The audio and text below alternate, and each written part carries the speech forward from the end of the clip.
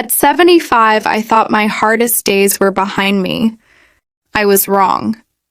One morning, my own son Charles took me deep into the hills. He knew why he was taking me there. And I knew I might never come back home. But what happened when I looked into my son's eyes changed both of our lives forever. Welcome to Lily Tale Talk English, where every story has a heart, a lesson, and a surprise waiting for you. As you enjoy this story, you'll also improve your English naturally through simple conversations and everyday vocabulary. So sit back, relax, and stay with me until the very end, because the ending may not be what you expect.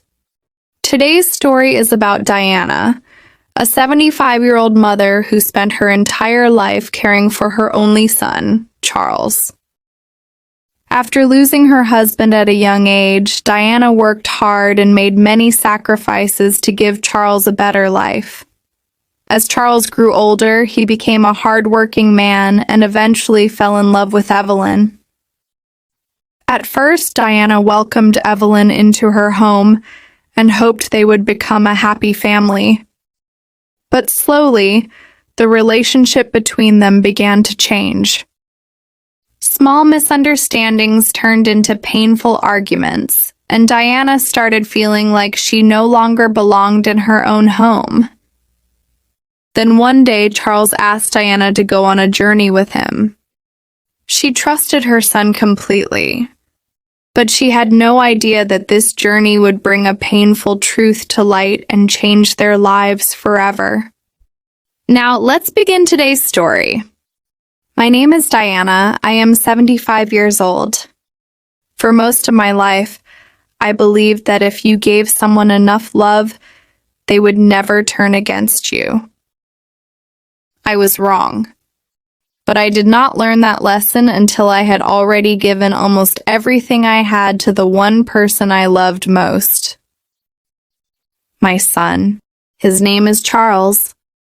Today, Charles is a grown man with a home, a job, and a family of his own. But when I close my eyes, I still see the little boy who used to hold my finger while crossing the street. I still remember the way he used to run toward me when he was afraid.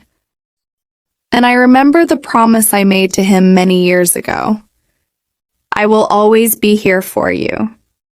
I never imagined that one day, keeping that promise would nearly cost me my life. But let me take you back to the beginning. I was 29 when my husband Andrew died. Charles was only 3 years old. It happened suddenly. One evening, Andrew left for work and kissed our son on the forehead before walking out the door. "Be a good boy for your mother," he said with a smile. Those were the last words Charles ever heard from his father. Andrew never came home. After his death, our small house felt strangely empty. There was no man's voice at the breakfast table. No footsteps near the front door. No one to ask me if I was all right. There was only me and a little boy who did not understand why his father was never coming back. For several weeks, I cried when Charles was asleep. I did not want him to see me. I was afraid that if I became weak, he would become afraid too. So every morning, I got out of bed, washed my face, made breakfast, and smiled. "Good morning, sweetheart," I would say. Charles would smile back. "Good morning, Mommy." That little voice gave me a reason to keep going. I took whatever work I could find. I cleaned houses. I washed clothes for elderly neighbors. I worked in a small cafe for a while. Sometimes I came home with only enough money for bread, milk, and a few vegetables. But Charles never knew how difficult those days were. If there was only one egg left in the kitchen, I gave it to him. If there was only one warm blanket, I covered him with it. If I was tired, I hid it. If I was hungry, I stayed quiet. A mother learns to smile while carrying pain that no one else can see. Charles grew up quickly. He was a gentle child. He rarely asked for expensive toys or new clothes. One Christmas when he was 7, I asked him what he wanted.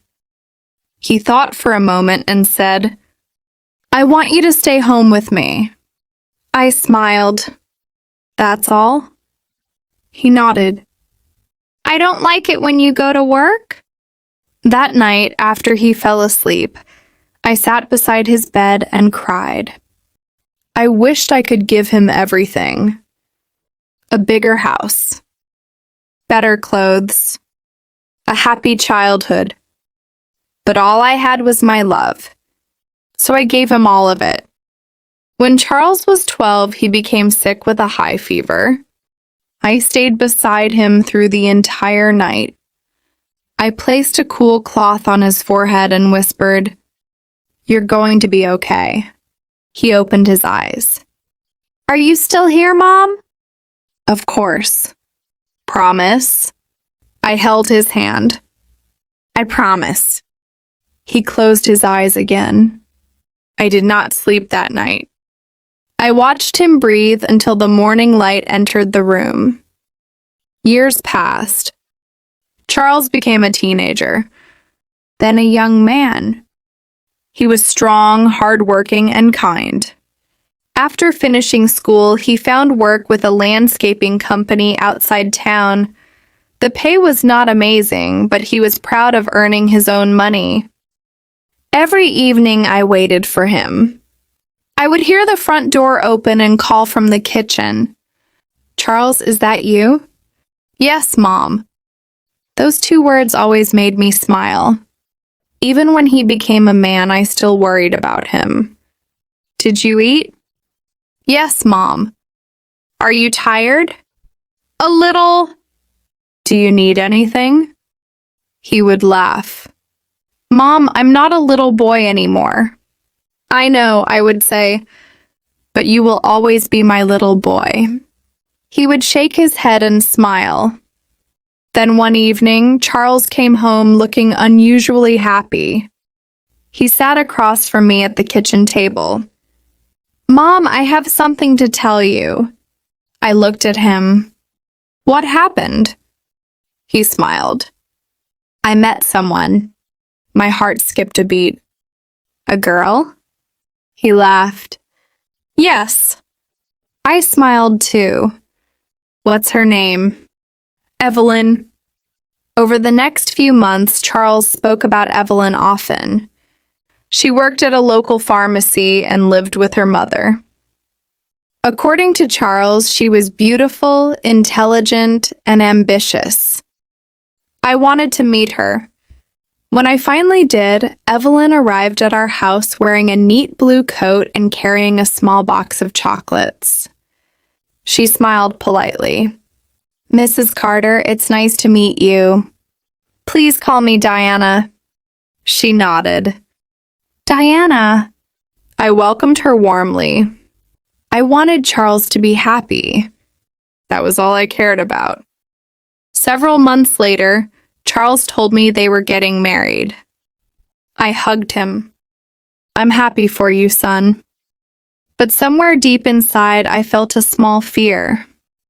I knew things would change. A son eventually builds his own life. A mother has to learn how to step back. So I told myself not to worry. After the wedding, Evelyn moved into our house. It was not a large house, but it had enough room for the 3 of us. At first, everything seemed fine. I tried my best to make Evelyn comfortable. I showed her where I kept the dishes. I gave her the larger bedroom. I even told her she could change the kitchen however she liked. "This is your home too," I said. She smiled. "Thank you." But her smile never reached her eyes. Within a few weeks, I noticed small changes. If I entered the kitchen while she was cooking, she became quiet. If I asked whether she needed help, she would say, "No, I can manage." If I offered an opinion, she looked annoyed. At first, I ignored it. I thought she simply needed time. Then one Saturday morning, I was making breakfast when Evelyn walked into the kitchen. I had prepared pancakes for everyone.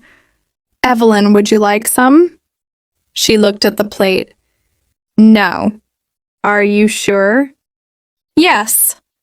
I smiled. "All right." She turned away. Then she suddenly said, "You don't have to take care of everything." I looked at her. "I'm sorry?" She sighed. I said I can take care of myself. I nodded slowly. Of course. From that day, I began speaking less. I did not want arguments. I did not want Charles caught between his wife and his mother. I told myself that peace was more important than being understood. But Evelyn seemed to become more unhappy with me every day. Sometimes I found her whispering to Charles in their bedroom. When I walked past, they stopped talking. I pretended not to notice. One evening, Charles came home late from work. His boots were covered in mud and he looked exhausted. I had already prepared his dinner. He sat at the table. "Mom, I'm starving." "I'll warm it up." Before I could move, Evelyn walked into the room. Charles looked at her. "Evelyn, could you bring me some water?" She did not answer. Charles looked up. "Evelyn?" She picked up her phone. "I heard you." A few minutes passed. Charles sighed. "I asked for some water." "Get it yourself." I froze in the kitchen. Charles looked at her in disbelief. "What's wrong?" "Nothing." "Then why are you acting like this?" Evelyn put her phone down. "Because I'm tired." "Tired of what?" She looked toward me. Then she said, "Of living here." My heart sank. Charles followed her eyes. "What do you mean?" Evelyn stood up. "I don't want to share a house with your mother anymore." Silence filled the room. Charles looked at me. I lowered my eyes. I did not want him to feel forced to choose. Evelyn continued. "Everything in this house belongs to her. She decides what we eat, when we clean, where things go. I feel like I am a guest in my own home." I wanted to tell Charles that none of it was true. I wanted to defend myself, but I stayed quiet. Charles rubbed his forehead. "Evelyn, Mom has lived here for years." "Exactly." Her voice became colder. "That's the problem." I quietly walked back to my room. I sat on the edge of my bed. For the first time, I wondered if my presence had become a burden. Maybe I should leave. Maybe a mother has to know when her child no longer needs her. But I could not stop thinking about one thing. This was the home I had built. The home where I had raised Charles alone. The home where I had waited for him every night. The home where I had held him when he was sick. And now somehow I was the person who did not belong. That night I heard Charles and Evelyn arguing again. Their voices came through the thin wall. "I love my mother," Charles said. "And I love you," Evelyn replied. "Then why can't you accept her?" "Because I don't want to spend the rest of my life living with an old woman." I closed my eyes. An old woman. That was what I had become in her eyes. Not Diana. Not Charles's mother. Just an old woman standing in the way of her happiness. I wiped my tears. Then I heard Evelyn say something that made my heart stop. "If you really love me, Charles, you need to make a choice." There was a long silence. Then Charles asked quietly, What kind of choice?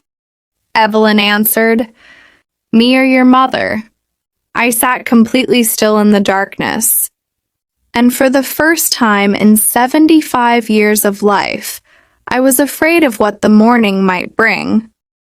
I did not sleep that night. I lay in my small bedroom, staring at the ceiling. Evelyn's words kept repeating in my mind. Me or your mother? I had heard many painful words in my life. I had lost my husband. I had struggled to raise my son alone. I had gone to bed hungry more times than I could remember. But nothing had hurt like those 4 words. Not because Evelyn had said them, because I was afraid of what Charles might answer. He was my son. I had raised him. I had held him when he cried. I had worked until my hands hurt so he could have food. I had stayed awake when he was sick. I had given him everything I had. But love does not give a mother the right to own her child's life. I knew that. So I made a decision. If Charles chose Evelyn, I would let him go, even if it broke my heart. The next morning, I woke before sunrise. I went into the kitchen and made breakfast. I made coffee for Charles. I prepared toast and eggs. Then I sat quietly at the table. A few minutes later, Charles came in. He looked tired. He stopped when he saw me. Mom, I smiled. Good morning? He sat down. Neither of us spoke for several seconds. Finally, he said, Did you hear us last night? I looked at him. Yes. He lowered his eyes. I'm sorry. You don't have to apologize. Evelyn is upset. I know. He rubbed his hands together. She says she can't live like this. I nodded. Then maybe you should find another place. Charles looked at me quickly. What? You and Evelyn should have your own home. He stared at me. But Mom, where would you go? I smiled. I'll be fine. You're 75. I've survived 75 years. That's not what I mean. I know. I reached across the table and touched his hand. Charles, I don't want to be the reason you and your wife are unhappy. He looked away. His eyes were wet. You are my mother, and you are my son. I smiled sadly. That's why I want you to be happy. For a moment, I thought everything would be all right. Then Evelyn walked into the kitchen. She looked at both of us. Have you decided? Charles stood up. Evelyn, this isn't something we can decide in 5 minutes. She crossed her arms. I've already decided. I looked at her. She looked back at me. Then she said, I want us to leave this house. I nodded. Then leave. Charles looked shocked. Mom! I raised my hand. It's okay. Evelyn looked surprised that I had agreed so easily. I continued. You don't have to fight with me. You don't have to hate me. Just build your own life. Charles shook his head. I don't want to leave you alone. I smiled. Sometimes loving someone means letting them go. He came toward me and hugged me. I held him tightly. For a few seconds, I felt like the little boy from all those years ago was back in my arms. But Evelyn was standing behind him, and I could feel her watching us. Later that afternoon, Charles went to work. Evelyn stayed home. I was folding clothes in the bedroom when she came to the doorway. Diana. I turned around. Yes? You need to understand something. I waited. Charles is my husband now. I know. He has responsibilities to me. I know that too. She stepped closer. I don't want you interfering in our marriage. I looked at her calmly. I have never tried to interfere. You always act like you know what's best for him. I shook my head. No, I only know my son.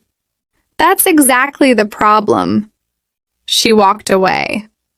I stood there for a long time. I wanted to be angry, but I couldn't. I was simply tired.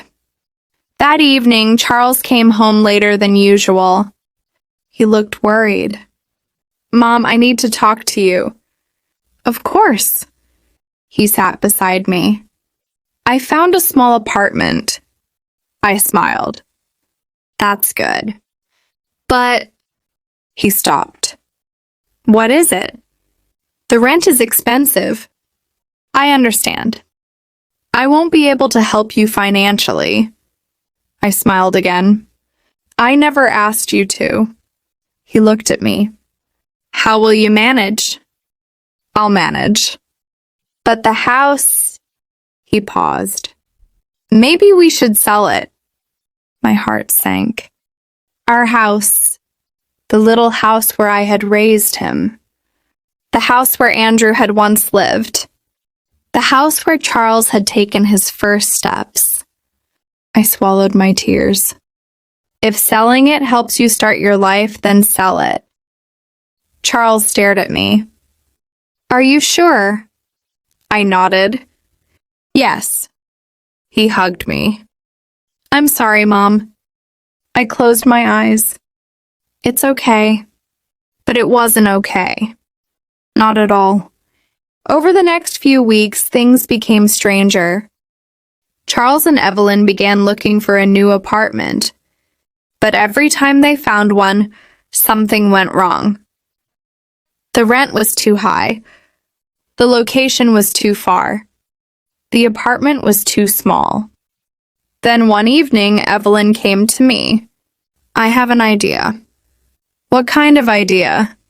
She sat across from me. Charles could take you somewhere for a few days. I frowned.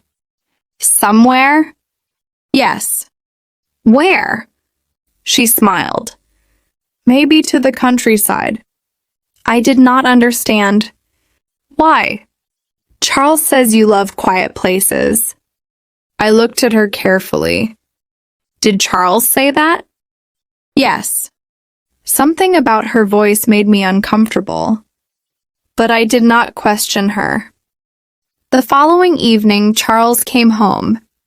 Mom, would you like to go on a little trip with me? I smiled. Where? I want to show you something. I looked at him.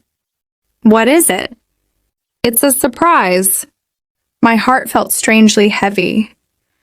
But I trusted him. I always had. All right, I said. We'll go tomorrow. That night, I packed a small bag. I took only a few clothes. I did not know why, but I had a strange feeling. Something inside me kept whispering, "Be careful." I ignored it. He was my son. How could I be afraid of him? The next morning, Charles arrived early. He helped me into the car. Evelyn did not come with us. Before we left, she stood at the front door. Take care, she said. I smiled. You too. She looked at Charles. Then she closed the door. We drove for almost 2 hours. At first, neither of us said much. I looked through the window. The houses became fewer. The roads became narrower. Soon we were surrounded by trees and open fields. I looked at Charles. Where are we going? You'll see. His voice sounded different. Quiet. Almost nervous.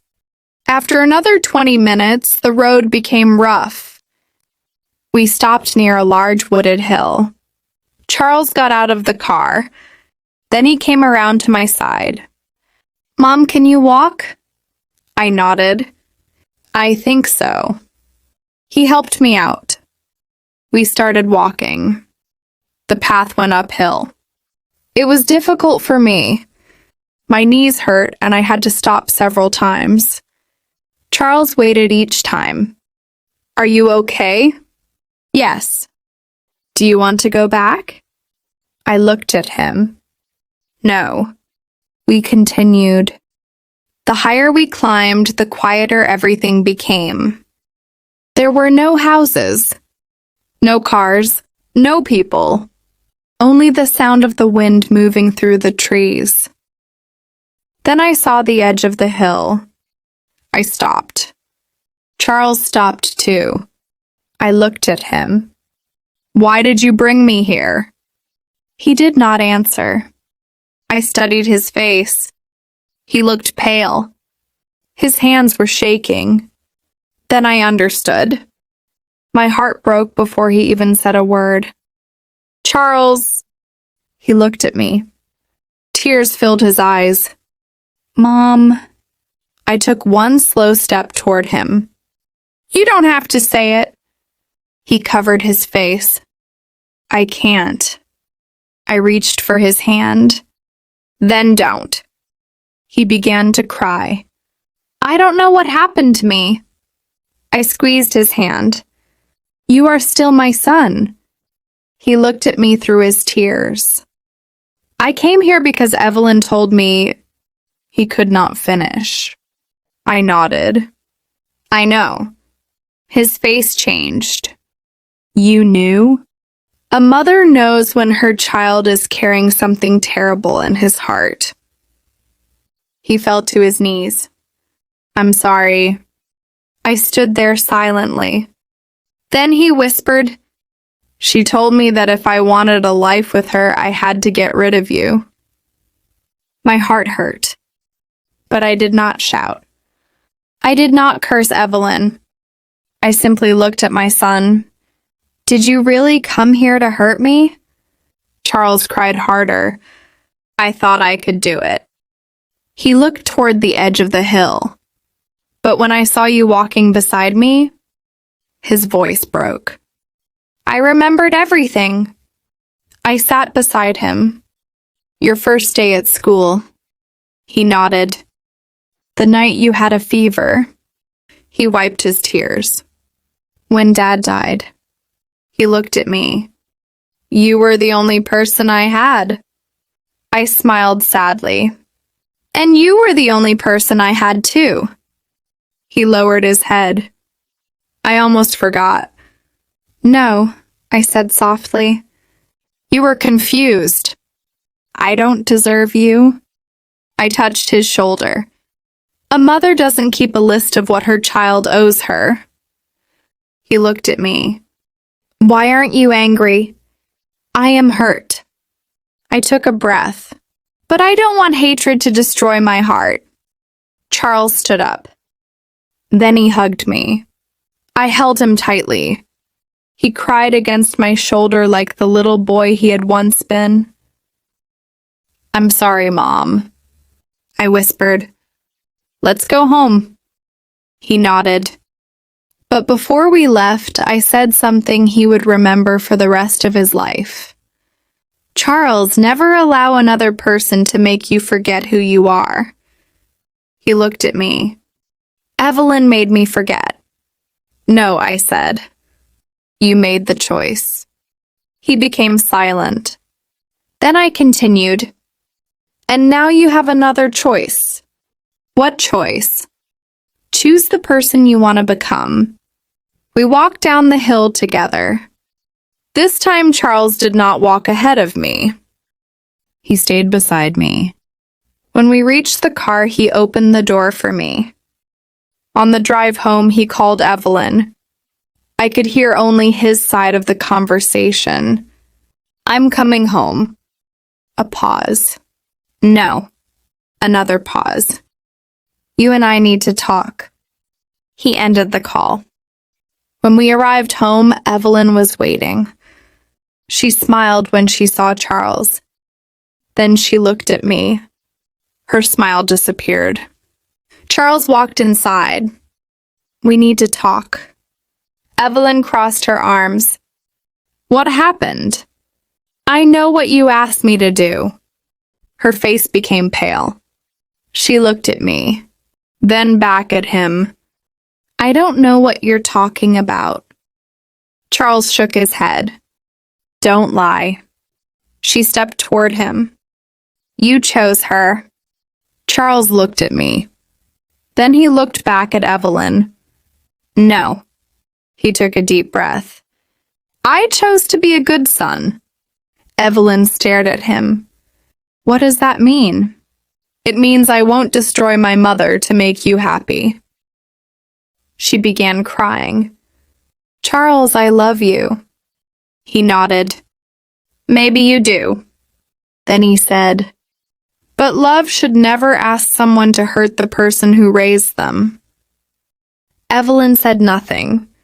That evening, she packed her belongings. I did not stop her. I did not insult her.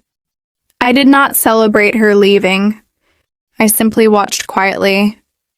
Before she walked out, she looked at me. I never understood why he loved you so much. I smiled sadly. You didn't have to understand. She lowered her eyes. Then she left. The house became quiet again. Charles sat beside me in the living room. For a long time, neither of us spoke. Then he took my hand. Mom? Yes? Do you still love me? I looked at him. Always. Even after today? I smiled. Especially after today. He began to cry again. I pulled him close. And in that moment, I realized something.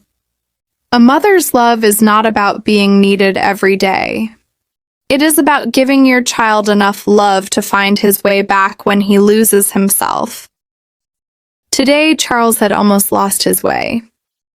But he came back, and that was enough for me.